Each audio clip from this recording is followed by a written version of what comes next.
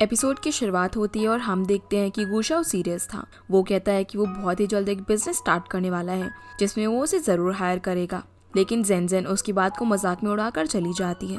दूसरी तरफ जाओ अब कॉन्सर्ट में परफॉर्म करने वाली थी, इसलिए वो बहुत खुश थी। तो वो अपनी खुशी को सेलिब्रेट करने के लिए गुआई को टेरेस पर इनवाइट करती है, जिसके लिए वो खुशी खुशी मान जाता है।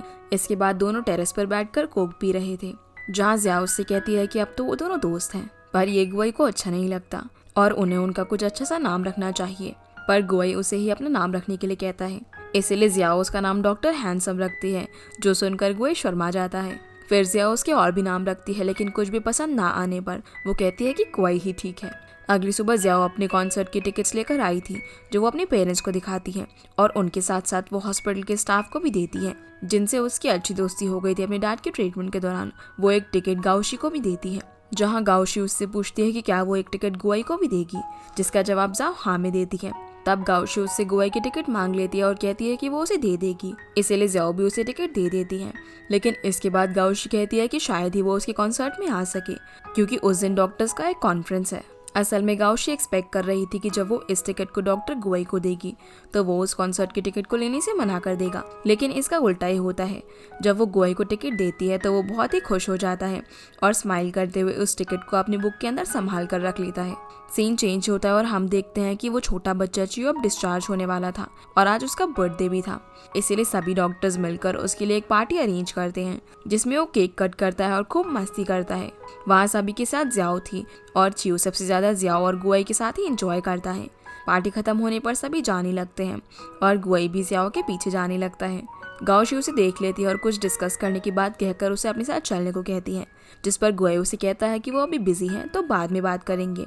ये सुनकर गाओशी वहाँ से चली जाती है।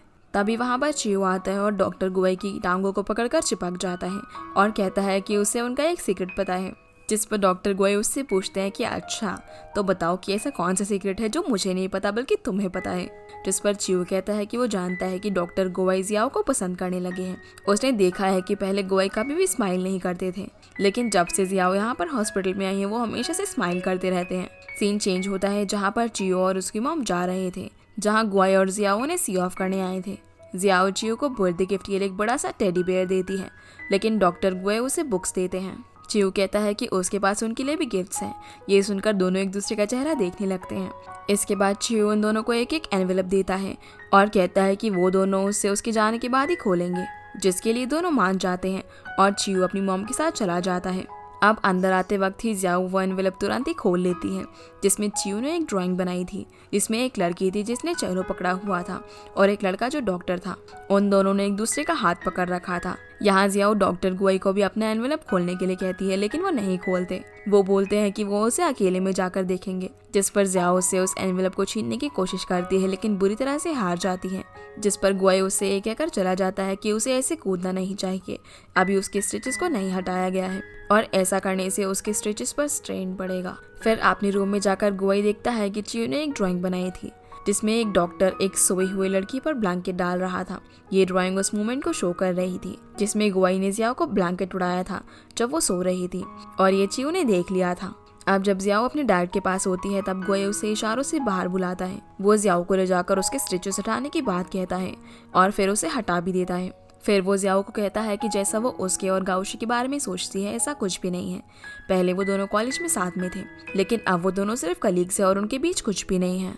ना तो गाओशी उनकी एक्स गर्लफ्रेंड है और ना ही प्रेजेंट। इनडायरेक्टली वो जियाओ को ये बताने की कोशिश कर रहे थे कि वो उसे पसंद करते हैं और उनके और गाओशी के बीच कुछ भी नहीं है, लेकिन जियाओ ये समझने के लिए बहुत ही डम्ब है। अब सारा ट्रीटमेंट होने के बाद वो यहाँ से जाने के लिए उठती है, लेकिन गिर जाती है, इसीलिए गुआई उसे संभाल कर खड़ा करता है। अब टाइम स्किप होता है और हम देखते हैं कि जियाओ और उसके पेरेंट्स वापस जाने की तैयारी कर रहे थे, क्योंकि मिस्टर इनको डिस्चार्ज मिल गया था। तब जियाओ की मॉम कहती है कि वो डॉक्टर गुआई का पर्सनल नंबर लेने जा रही है। यहाँ जियाओ ने रोकती है कि गुआई उसे अपना पर्सनल नंबर क्यों देगा, लेकिन उसकी मॉम चली जाती है और उसका नंबर भी लेकर आ जाती है। ये देखकर जियाओ काफी शॉक हो जाती है। तभी वहाँ पर गुआई आ जाता है उन्हें सी ऑफ करने के लिए। अब फाइनली जियाओ जाने लगती है और डॉक्टर गुआई और वो दोनों एक दूसरे को देख रहे होते हैं। अगले सीन में हम जेनजेन और गुशाओ को साथ में देखते हैं, जहाँ जेनजेन समझ चुकी थी कि गुशाओ अब बिजनेस को लेकर सीरियस है, इसीलिए वो उसकी मदद के लिए मान जाती है। गुशाओ तो बार का सजेशन देता है, लेकिन जेनजेन एक कैफे के लिए कहती है और उसने तो कोई लोकेशन भी देख लिए थी। अगले दिन जियाओ फिर से अपने डैड को हॉस्पिटल लेकर आती है उनकी कीमोथेरेपी के लिए। वो हॉस्पिटल में डॉक्टर गुआई को एक्सपेक्ट कर रही थी, लेकिन वहाँ तो गाउशी आ जाती है, जिसे देखकर जियाओ थोड़ा अपसेट हो जाती है। और गाउशी भी यहाँ उससे कुछ खास अच्छा बिहेव नहीं करती, बल्कि वो बहुत ज्यादा ही फॉर्मल और रूड बिहेव करती है। उसके जाने के बाद जियाओ सोचती है कि आखिर इसे क्या हो गया, लेकिन उसे क्या ही पता था कि गाउशी उसे अपना कॉम्पिटिशन समझने लगी है। टाइम स्किप होता है जहाँ पर मिस्टर लिन अपनी थेरेपी के बाद अपने कमरे में आ गए थे, लेकिन उनकी हालत कुछ ठीक नहीं थी। वो कुछ खा नहीं पा रहे थे, जो बात जियाओ और उसकी मॉम को बहुत ही परेशान कर रही थी। अब कुछ सोचने के बाद जियाओ गुआई को अपने डैड की कंडीशन के बारे में बताते हुए मैसेज करती है कि उसे क्या करना चाहिए, लेकिन गुआई तो वहीं पर आ जाता है, जो देखकर वो बहुत ही सरप्राइज हो जाती है और उनकी तरफ देखने लगती है। गुआई मिस्टर लिन को एग्जामिन करता है और कुछ सजेशन देता है जिससे वो खाना खा पाएंगे, और जियाओ को एक रीअश्योरेंस स्माइल देता है।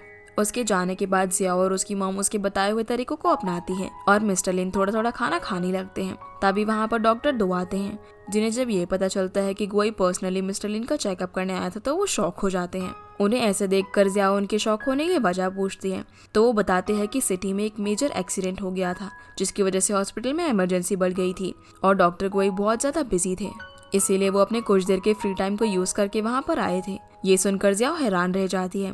अगले सीन में जियाओ घर पहुंचकर गुआई को थैंक यू का मैसेज करती है उनकी मदद करने के लिए। फिर हम देखते हैं कि गुआई जियाओ के कॉन्सर्ट में पहुंच गया था और वो गाउशी को मैसेज करके बता देता है कि वो कॉन्फ्रेंस में नहीं जाएगा, लेकिन वहाँ वो उसे सबसे पीछे ट्रायंगल बजाते हुए देखता है।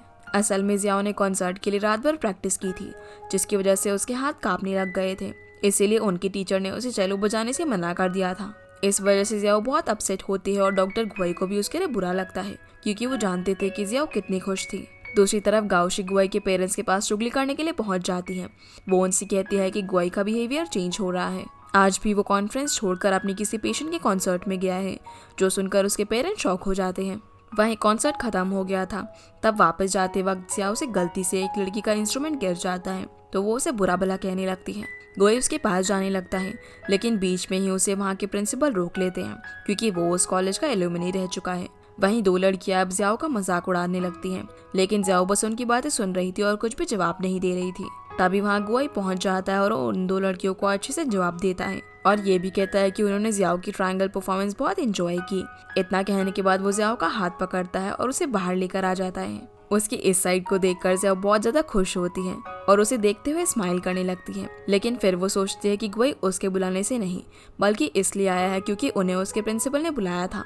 ये सोचकर वो थोड़ा अपसेट हो जाती है, लेकिन शो नहीं करती और वो गुआई को थैंक यू बोलती है। वहीं गाउशी भी पूरी कोशिश करती है कि वो डॉक्टर गुआई के पेरेंट्स को कन्विंस कर सके कि डॉक्टर गुआई सही रास्ते पर नहीं जा रहा है, और उन्हें ये भी कहती है कि गुआई उस पेशेंट की वजह से बहुत डिस्ट्रैक्टेड रहने लगा है और गुआई के पेरेंट्स इस बात के लिए उससे बात करने की सोचते हैं, स्पेशली उनकी मॉम, क्योंकि उनके लिए तो गाउशी उनकी पोटेंशियल डॉटर इन लॉ है।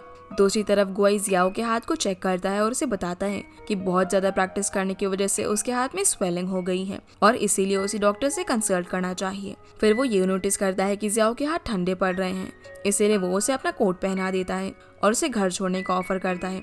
फिर दोनों साथ में जियाओ के घर जाते हैं और जियाओ के अंदर जाने तक गुआई वहीं खड़े रहता है। घर पहुंचने के बाद भी जियाओ बहुत स्माइल कर रही थी। वो डॉक्टर गुआई के कोट को देखकर बहुत ही खुश हो रही थी, लेकिन वो रियलाइज करती है कि ये कोट उसका नहीं है। तभी उस कोट की पॉकेट से टिकट बाहर गिरती है, जो कि उसकी शो की थी, और इस टिकट को उसने डॉक्टर गुआई के लिए दिया था। इसके बाद वो जल्दी से अपने रूम में जाती है और खिड़की से देखती है कि गुआई वहीं पर खड़ा है। वो उसे कॉल पिक करने के लिए कहती है और उससे पूछती है कि वो अभी तक गया क्यों नहीं, तो डॉक्टर गुआई जवाब देता है कि वो इसीलिए नहीं गया क्योंकि उसने अपनी रूम की लाइट्स ऑन नहीं की थी। जियाओ स्माइल करती है और उनके कोट के बारे में पूछती है, तो वो कहता है कि वो किसी और दिन उसे वापस लौटा दे, और इतना बोलकर चले जाता है। फिर जियाओ उसकी फ्रेंड रिक्वेस्ट एक्सेप्ट कर लेती है और मैसेज करती है कि वो उनका कोट जल्दी ही रिटर्न कर देगी, लेकिन गुआई का रिप्लाई आता है कि इतनी जल्दी भी नहीं, और उनका मैसेज देखकर जियाओ ब्लश करने लगती है। दूसरी तरफ जब गुआई घर पहुंचता है तब वो फोन पर बिजी होता है और उसके पेरेंट्स के बुलाने पर वो हाँ बोलता है, लेकिन देखता नहीं। फिर उसके डैड उसे बुलाकर बैठाते हैं और कहते हैं कि अब उसकी एज हो चुकी है और उसे शादी कर लेनी चाहिए, और फाइनली गुआई के पेरेंट्स उसे गाउशी से शादी करने के लिए कहते हैं। शायद यहाँ पर गाउशी की गई चुगली काम आ गई थी। अब इस बात पर गुआई अपने पेरेंट्स की तरफ हैरानी से देखता है और फिर कहता है कि गाउशी उनकी सिर्फ कलीग है और वो उससे शादी नहीं करने वाला। इनफैक्ट अभी वो शादी भी नहीं करना चाहता है। सीन चेंज होता है और हम देखते हैं कि गुआई अपने रूम में है, जहाँ वो अपने पेरेंट्स की बातों के बारे में सोच रहा था, और फिर वो नया घर देखने लगता है। अगली सुबह गुआई हॉस्पिटल में भी थोड़ा अपसेट होता है, इसीलिए वो जियाओ को मैसेज करता है, पर वो उस टाइम सो रही थी। जब उसे मैसेज मिलता है तो उसमें लिखा हुआ था कि वो उसका कोट लेकर हॉस्पिटल आ जाए। वो ये देखकर बहुत ही खुश हो जाती है और उसकी कोट को वॉश कर ले जाती है, लेकिन वो वॉशिंग पाउडर की जगह डिश वॉशर यूज कर लेती है, जिससे गुआई की कोट का कलर फेड हो जाता है। ये देखकर वो परेशान हो जाती है, लेकिन उसे तो वही लेकर जाना था, इसीलिए वो उसे लेकर हॉस्पिटल पहुंच जाती है, जहाँ वो गुआई को चेकअप करते हुए देखती है। यहाँ डॉक्टर दो उसे देख लेते हैं और गुआई को दिखाते हैं। वो जियाओ को देखकर उसे वेट करने के लिए कहता है, फिर बाहर आकर उसे अपने ऑफिस में ले जाता है। वहाँ वो उसके सामने कई सारे बहाने करती है, लेकिन फाइनली वो उसे सॉरी कहती है कि उसने उसकी कोट को वॉश करने के चक्कर में उसे खराब कर दिया, इसीलिए वो उसे पनिश कर सकता है। अब गुआई उसकी तरफ देखता है और फिर उसका हाथ अपनी ओर खींचता है, जिससे जियाओ को लगता है कि वो टीचर्स की तरह उसके हाथ पर हिट करेगा, लेकिन वो तो चेक कर रहा था कि इसके हाथ की स्वेलिंग कैसी है। फिर वो उसे डॉक्टर का ऑलरेडी बुक्ड अपॉइंटमेंट देता है और कहता है कि उन्होंने शायद उसके हाथ को सही से नहीं देखा था, उसके हाथ की कंडीशन अच्छी नहीं है, जिस पर जियाओ उसे फिक्र करने के लिए थैंक यू कहती है कि उसने पहले ही उसके लिए अपॉइंटमेंट बुक कर रखा था। गुआई थोड़ा शर्मा जाता है। फिर वो जियाओ को अपने कप को अच्छे से वॉश करके उसमें वार्म वाटर लाने को कहता है। वो खुशी से चली जाती है, लेकिन उसी बीच में गाओशी मिल जाती है और उसे जेलसी के कारण सुनाने लगती है, क्योंकि उसने ही पहले उन्हें देख लिया था। वो कहती है कि उसकी डैड डिस्चार्ज हो चुके हैं, तो उसे अब हॉस्पिटल आकर गुआई का ध्यान नहीं भटकाना चाहिए, और गुआई के पास उसका कप लेकर चली जाती है। जियाओ भी वहाँ पर जाती है, लेकिन वो दरवाजे के बाहर ही रह जाती है और कहती है कि उसका पर्स तो अंदर ही रह गया। तब डॉक्टर दो उसे बाहर देकर जाने के लिए कहते हैं, जिस पर वो कहती है कि गाओशी अंदर है और उनसे पूछती है कि क्या वो उसे पसंद नहीं करती। तो डॉक्टर दो जवाब देते हैं कि वो किसी को भी पसंद नहीं करती सिवाय डॉक्टर गुआई के। वहीं अंदर गाओशी को देखकर गुआई को अच्छा नहीं लगता, लेकिन वो तो उसकी चिपकी ही जा रही थी एप्लीकेशन प्रोसेस और दूसरी चीजों के बहाने। पर गुआई उसे दूर करते हुए पेपर्स दे देता है। गाओशी उसका ये एक्शन समझ जाती है और वो वहाँ पर कोक भी देख लेती है। उसके जाने के बाद गुआई जियाओ का पर्स देखता है और उसे देने के लिए वो टेरेस पर जाता है, जहाँ वो उसे सॉरी कहता है और कंपनसेट करने के लिए उसे लंच पर ले जाता है, लेकिन वो उसे बीमार लोगों की तरह पॉरेज खिलाता है और जियाओ परेशान हो जाती है। इसके बाद वो उसे उनके लिए घर ढूंढने के लिए कहता है। सीन चेंज होता है और वापस आने के बाद जियाओ अपने हाथ का चेकअप कराती है और गुआई इम्पेशेंटली बाहर वेट कर रहा होता है। बाहर आने पर वो बताती है कि उसे कुछ 1-1.5 महीने के लिए चेलो बजाने से मना किया गया है। वहीं जेनजेन और गुशाओ भी मिलकर अपने कैफे का नाम डिस्कस करते हैं और एक दूसरे से फ्लर्ट भी। सीन अब रात के वक्त जियाओ पर शिफ्ट होता है, जो चेलो ना बजाने के कारण बहुत ही अपसेट थी और चेलो बजाने लगती है। उसकी मदर उसे रोकती है, लेकिन वो नहीं रुकती। तभी उसकी मॉम को गुआई का कॉल आता है। कॉल पर गुआई पहले तो मिस्टर लिन के बारे में पूछता है और उसके बाद वो कहता है कि जियाओ को इतना प्रैक्टिस नहीं करना चाहिए, उसकी हेल्थ के लिए अच्छा नहीं है। इसके बाद वो जियाओ को कॉल करता है और उसे कहता है कि वो उसके लिए अपार्टमेंट ढूंढकर कल सुबह तक उसे मेल करे। अब बेचारी जियाओ के पास कोई और दूसरा ऑप्शन ही नहीं था। दूसरी तरफ गुआई उसे परेशान करके खुश था। अब रात भर जियाओ अपार्टमेंट शॉर्टलिस्ट करती है और सुबह उन्हें फाइनली मेल कर देती है। बस इसी के साथ ये एपिसोड यहीं पर खत्म हो जाता है। तो गाइस, ये थी आज की वीडियो एंड आई होप आप लोग को ये वीडियो पसंद आई होगी। तो इस वीडियो को लाइक कर चैनल को सब्सक्राइब जरूर कीजिएगा। आपसे फिर मिलते हैं अगले एपिसोड में, तब तक के लिए गुड बाय।